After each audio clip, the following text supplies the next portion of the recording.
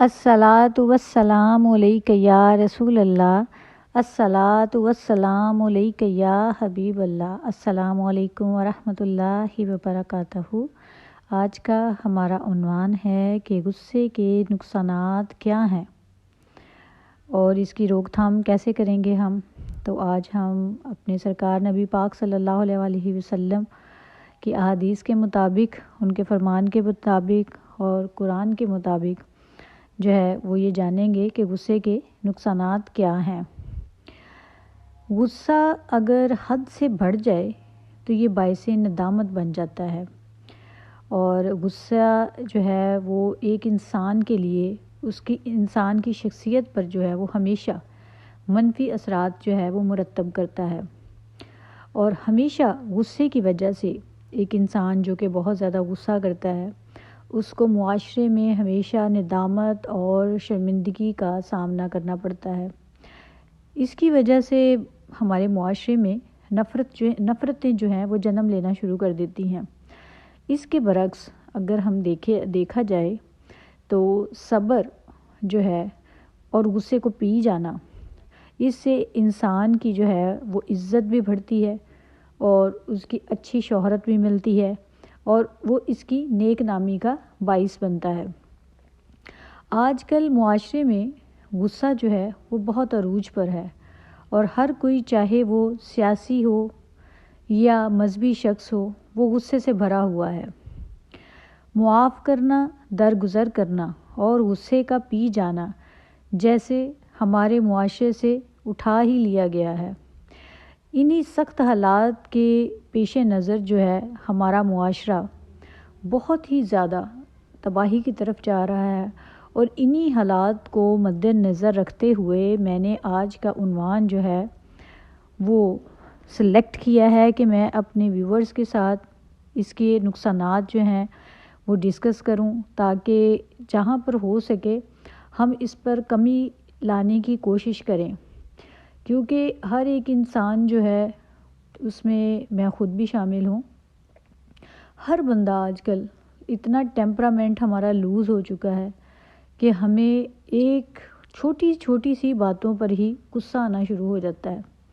تو آج ہم اس پہ بات کریں گے اور غور کریں گے کہ ہمیں کس طرح سے غصے کو کم کرنا ہے، اور اس کی روک تھام کے لیے ہمیں کون سے اقدامات جو ہے وہ ہم کریں تو ہم اپنے غصے میں کمی لے کے آ سکتے ہیں۔ تو اس میں ہم سب سے پہلے جو ہے وہ ذکر کرتے ہیں کہ غصہ جو ہے، اس میں غصے والے شخص کے بارے میں بات کی جاتی ہے کہ جو ایک غضبناک آدمی ہوتا ہے، وہ شیطان کے ہاتھ میں ایسے ہوتا ہے جیسے کہ ایک بچے کے ہاتھ میں کھلونا ہو۔ لہٰذا جو غصیل شخص ہے اس کو چاہیے کہ وہ صبر و تحمل سے کام لے، تاکہ وہ شیطان کے ہاتھوں کا اسیر نہ ہو۔ اب ہم سب کو یہ بات سوچنی چاہیے۔ اب دیکھیں کہ اگر ہم اپنے بچے کے ہاتھ میں کھلونا پکڑا دیں تو وہ اس کھلونے کا کیا حشر کرتا ہے، تو حساب لگائیں کہ ایک جو غصے والا شخص ہے وہ شیطان کے ہتھے چڑھ جائے تو شیطان پھر کیا حال کرے گا ہمارا، اور وہ تو پھر اپنا بھرپور فائدہ اٹھائے گا۔ وہ تو کہے گا کہ بھئی آ گیا میرے پاس یہ بندہ، اب اس کی تباہی مچا دو۔ اس کا تو کام آسان کر دیتے ہیں ہم لوگ غصہ کر کے۔ تو اب ہم نے شیطان کو جو ہے وہ اس کے ارادے میں ناکام کرنا ہے، اور کوشش کرنی ہے کہ ہم جو ہے وہ اپنے غصے پر قابو رکھیں اور صبر سے کام لیں، اور جس کی وجہ سے جو ہے وہ ہمارا معاشرہ میں ہماری عزت بھی برقرار رہے، اور ہمیں نیک نامی بھی ملے اور شہرت بھی ملے۔ اور انسان کی عزت اسی میں ہے کہ وہ صبر و تحمل اور عاجزی کے ساتھ جو ہے وہ رہے۔ تو صبر وہ نہیں ہوتا جو کہ ہم لوگ جو ہیں وہ اس وقت کرتے ہیں جو کہ نارمل حالات ہوتے ہیں۔ صبر و تحمل کا پتہ ہمیں اس وقت چلتا ہے کہ جب ہمیں کسی بات پر بہت زیادہ غصہ آیا ہو، کہ اس وقت ہم کس طرح سے صبر کے ساتھ اور تحمل کے ساتھ اس مشکل وقت سے گزرتے ہیں، اور اس مشکل وقت میں اپنے غصے پر جو ہے وہ قابو پاتے ہیں۔ تو اگر اس وقت میں جب ہمیں بہت زیادہ غصہ آ رہا ہوتا ہے، یا کوئی ایسا مرحلہ ہمارے سامنے سے گزرتا ہے، یا کوئی ایسی ناقابل برداشت کوئی بات ایسی کر دیتا ہے کہ جسے جو ہوتا ہے کہ سہنا یا اندر اپنے ایبزارب کرنا مشکل ہوتا ہے، اگر ہم اس وقت پر اپنے غصے پر قابو پا لیتے ہیں تو میرے خیال میں سب سے کامیاب ترین انسان جو ہے وہ اس دنیا میں وہی ہے جو اپنے غصے پر قابو پانا جانتا ہے۔ اور آج بھی ہمارے معاشرے میں ایسے لوگ ہیں جو کہ اپنے غصے پر اور خود پر کنٹرول کرنا جو ہے وہ جانتے ہیں، جن میں اللہ تعالیٰ نے صبر پیدا کر دیا ہے۔ تو صبر جو ہے وہ ایسا نہیں ہے ایس کہ وہ ہمیں آسمان سے کوئی چیز جو وہی ہے وہ نازل ہو جائے گی ہمارے اندر، یا پھر ہمارے اندر کوئی چیز انسرٹ کر دی جائے تو پھر صبر ہمیں آئے گا۔ صبر جو ہے اس کے لیے ہمیں سب سے پہلے اللہ سے دعا مانگنی چاہیے، کہ کیونکہ اللہ تعالیٰ سے انسان جو کچھ طلب کرتا ہے، جو کچھ مانگتا ہے، اللہ اسے ضرور عطا کرتے ہیں۔ بے شک اللہ تعالیٰ نے فرمایا ہدایت بھی ان لوگوں کو ملتی ہے جو کہ اللہ تعالیٰ سے ہدایت مانگتے ہیں۔ بس چند ایک چنے ہوئے لوگ ہوتے ہیں جو کہ پہلے سے سلیکٹڈ ہوتے ہیں، جن کو اللہ تعالیٰ نے ہدایت دینی ہی ہوتی ہے۔ ان کے سوا جو باقی لوگ ہیں ہمارے جیسے، ان کو اللہ تعالیٰ سے اپنے لیے ہدایت کی دعا جو ہے وہ مانگنی ہی پڑتی ہے۔ تو اسی طرح سے صبر کی دعا مانگیں اور اپنی روزمرہ جو زندگی ہے اس میں دیکھیں اور چھوٹی چھوٹی چیزوں سے شروع کریں، چھوٹی چھوٹی باتوں کو اگنور کرنا اور اس پہ صبر کرنا شروع کریں۔ جب آپ چھوٹی چھوٹی چیزوں پر صبر کرنے کی پریکٹس شروع کر دیں گے تو آہستہ آہستہ جو ہے وہ کوئی بڑا معاملہ آ گیا، کوئی ایسا معاملہ آ گیا کہ آپ کی برداشت سے بھی باہر ہوا، تو تب بھی آپ کو یہ بات یاد رہے گی کہ آپ نے غصہ نہیں کرنا۔ اگر آپ غصے میں آ گئے تو شیطان آپ پر غالب آ جائے گا، اور پھر شیطان جو ہے آپ کو بالکل ایسے یوز کرے گا جیسے ایک بچہ اپنے کھلونے کو یوز کرتا ہے۔ تو پھر آپ کو اپنے آپ کے اوپر، اپنے غصے کے اوپر قابو پانا جو ہے وہ آسان ہو جائے گا۔ تو یہ تو میں نے اپنی طرف سے جو کہ مجھے ایسا لگتا تھا کہ یہ اس طرح سے اگر آپ کو بتاؤں گی، ایک ایگزامپل آپ کے سامنے رکھی ہے کہ آپ کے لیے سمجھنا اس کو آسان ہو جائے گا، اور آپ کو اس پر عمل کرنا بھی آسان ہو جائے گا۔ اب آگے ہم دیکھتے ہیں کہ جو ہے ہمارے نبی کریم صلی اللہ علیہ وآلہ وسلم کے صحابہ کرام کیا روایت کرتے ہیں۔ تو ایک جگہ پر حضرت ابو سعید خدری رضی اللہ تعالیٰ عنہ سے روایت ہے کہ رسول اللہ صلی اللہ علیہ وآلہ وسلم نے فرمایا کہ غصہ جو ہے وہ ایک آگ کی چنگاری ہے، اور اگر تم میں سے جو شخص، اگر وہ کسی وقت اس کو غصہ آ جائے تو اگر وہ کھڑا ہے تو وہ بیٹھ جائے، اور اگر وہ بیٹھا ہے تو وہ لیٹ جائے۔ اس سے پھر کیا ہوئے گا، وہ اس کا جو غصہ ہے وہ ٹھنڈا ہو جائے گا۔ اسی طرح رسول اللہ صلی اللہ علیہ وآلہ وسلم کا ایک اور جگہ پر ارشاد مبارک بھی نقل کیا جاتا ہے کہ غصے سے ہمیشہ بچتے رہو، کہ اپنے آپ کو غصے سے بچا کر رکھو۔ تو یہ یہاں پر یہ پتہ چلتا ہے کہ جس بات پر نبی کریم صلی اللہ علیہ وآلہ وسلم نے زور دے دیا ہے، اس کام سے، اس بات پر ہمارا فوکس ہوتا ہے۔ میں ہر جگہ پہ اور ہر اپنی ویڈیو پہ آپ کو یہ بات ضرور بتاتی ہوں کہ جس وہ بات میرے آقا کریم صلی اللہ علیہ وآلہ وسلم فرما دیتے ہیں ہمارے لیے، جو وہ حکم ہوتا ہے ان کا، وہ اٹل ہوتا ہے۔ اگر ہم اس کے مطابق نہیں چلیں گے تو ہم نقصان اٹھائیں گے، اور ڈیفینیٹلی ہم اٹھاتے بھی ہیں، اٹھاتے آ بھی رہے ہیں، جو کہ ہم اپنی زندگی نہیں گزار رہے ان کے اصولوں کے مطابق، ان کے بتائے ہوئے طریقوں کے مطابق۔ تو ہماری زندگی میں تمام تر پرابلمز، مشکلات صرف اسی وجہ سے آتی ہیں۔ پھر ہم شکایت بھی کرنے لگ جاتے ہیں کہ شاید یہ اللہ تعالیٰ کی طرف سے ہے، ایسا کچھ نہیں ہوتا، ہماری خود کی کریٹڈ پرابلمز ہوتی ہیں جو ہمارے سامنے آتی ہیں۔ تو ہم بات کر رہے تھے غصے کے بارے میں۔ تو غصے کے بغیر جو ایک اور بندہ ہے جو کہ درگزر کرنے والا ہے، ایک غصہ کرنے والا بندہ ہے اور ایک حلیم شخص، حلیم کہتے ہیں مہربان شخص جو ہوتا ہے، جو معاف کرنے والا ہو، اس کو کہتے ہیں کہ درگزر کرنے والے کو کہتے ہیں۔ اور منیب وہ شخص ہوتا ہے جو اللہ تعالیٰ کی اطاعت پر لگا رہے۔ اللہ تعالیٰ نے اپنے محبوب پیغمبر صلی اللہ علیہ وآلہ وسلم کو بھی صبر اور حلم کی تلقین فرمائی۔ اب آپ یہ دیکھیں کہ میرے آقا کریم صلی اللہ علیہ وآلہ وسلم میں کتنا صبر تھا۔ انہوں نے جب طائف کے لوگوں کے پاس گئے تھے، کس قدر مصیبتیں پریشانیاں انہوں نے جھیلیں، لیکن صبر کا مظاہرہ کیا۔ تو ایک جو ہمارے آقا کریم صلی اللہ علیہ وسلم آلریڈی اس قدر صبر فرما رہے ہیں، تو اللہ تعالیٰ نے پھر بھی جو ہے ان کو صبر کی تلقین فرما دی۔ تو پھر آپ یہ سوچیں کہ جو ہمارے جیسے انسان ہیں، ہم لوگ ہیں، ہمارے لیے پھر صبر کا پیمانہ کس قدر جو ہے وہ بڑا ہوگا۔ تو ہم تو ان سے زیادہ خاص تو نہیں ہیں، ہم تو ایک عام انسان ہیں۔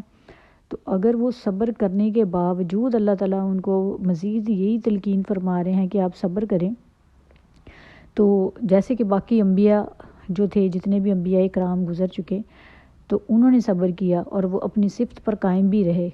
تو سوچیں کہ جو ہم اپنے آقا کریم صلی اللہ علیہ وسلم کی امت ہیں، تو ہمارے لیے جو ہے وہ صبر کرنا کتنا ضروری ہے اور غصے کو ختم کرنا کتنا زیادہ ضروری ہے۔ ایک جگہ پر جناب لقمان حکیم سے منقول ہے کہ اے بیٹے تین شخص تین موقعوں پر پرکھے جاتے ہیں۔ وہ کون سے تین شخص ہیں جو تین موقعوں پر پرکھے جاتے ہیں؟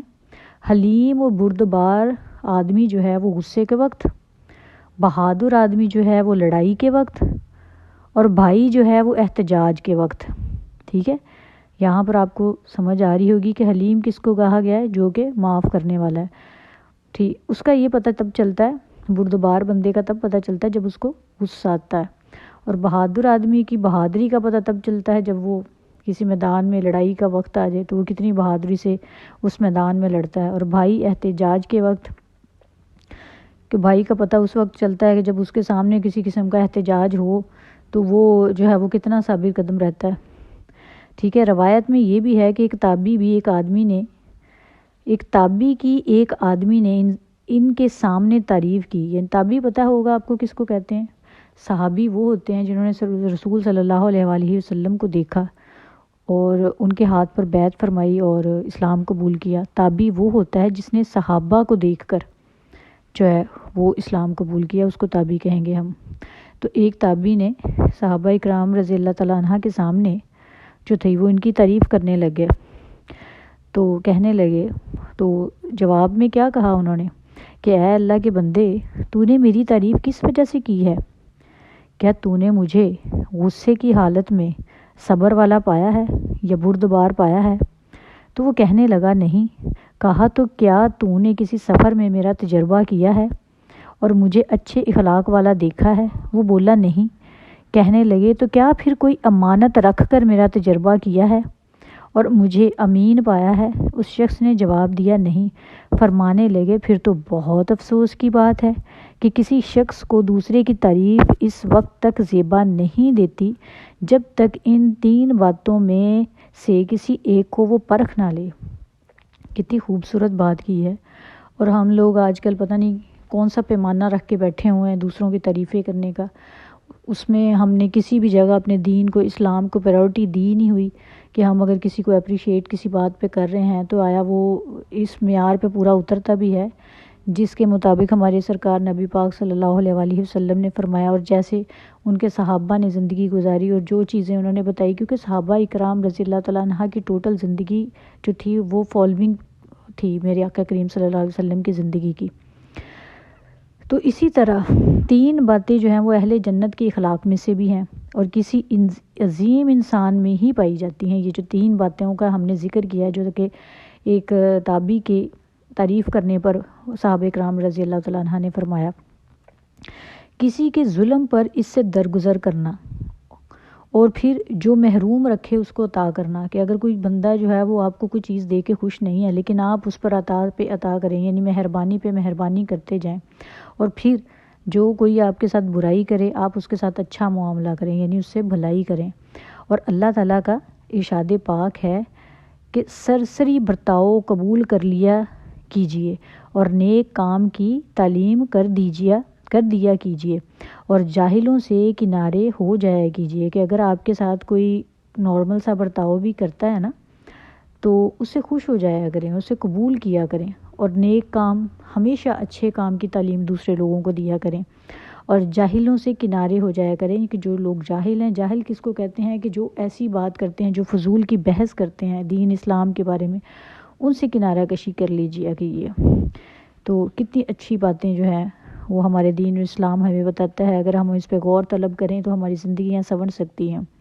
تو حدیث شریف میں ہے کہ یہ آیت نازل ہوئی تو رسول اللہ صلی اللہ علیہ وآلہ وسلم نے جبریل علیہ السلام سے اس کی تفسیر پوچھی۔ وہ کہنے لگے پوچھ کر بتاؤں گا۔ چنانچہ کچھ وقفے کے بعد آئے اور کہا اے محمد صلی اللہ علیہ وآلہ وسلم، اللہ تعالیٰ کا ارشاد ہے، یہ ہے کہ جو قطع تعلق کرے اس سے جوڑ پیدا کرو، جو تجھے محروم کرے اسے عطا کرو، جو ظلم کرے اس سے درگزر کرو۔ واہ سبحان اللہ، کیا بات ہے کہ اگر ہمارے اوپر کہ جس بندے پر اگر کوئی ظلم ہوتا ہے تو وہ محض اللہ کی رضا کے لیے اسے معاف کر دے تو اللہ تعالیٰ اس کے باعث اس کی عزت جو ہے وہ اتنی بڑھا دیتا ہے۔ اور جو بندہ مال اکٹھا کرنے کے لیے سوال کا دروازہ کھولتا ہے، کچھ لوگوں کو آپ نے دیکھا ہوگا کہ وہ سوچتا ہے کہ وہ مال اس طرح سے اکٹھا کرے کہ وہ اپنے لیے سوال کا دروازہ یعنی لوگوں کے آگے ہاتھ پھیلانا شروع کر دیتا ہے اور وہ اپنے لیے سوال کا دروازہ کھولتا ہے، تو اللہ تعالیٰ جو ہے اسے اور زیادہ محتاجی میں مبتلا کر دیتا ہے۔ ایسا بندہ جو خود کے لیے خود ہی سوالی کا دروازہ کھول لیتا ہے، دوسروں کے آگے ہاتھ پھیلانا شروع کر دیتا ہے، تو اللہ تعالیٰ بھی پھر اس کے لیے محتاجی کا دروازہ جو ہے وہ کھول دیتا ہے۔ تو جو بندہ اللہ تعالیٰ کی رضا کے لیے کوئی عطیہ دیتا ہے تو اللہ اس کی برکت سے اسے کثرت جو ہے وہ یعنی کہ اس کے رزق میں فراخی جو ہے وہ عطا فرماتے ہیں۔ سبحان اللہ، کیا بات ہے۔ ہمیں بھی کوشش کرنی چاہیے کہ اپنی زندگی کو جو ہے ان کاموں پر لگائیں اور اپنے رزق میں فراخی کے ذریعے ڈھونڈیں اور اپنے غصے کو ختم کریں اور اللہ کے رسول کے بتائے ہوئے طریقوں پر عمل کریں۔ تو آخر میں ایک آپ کو بہت اچھی بات سناؤں گی اور اس کے بعد اجازت چاہوں گی۔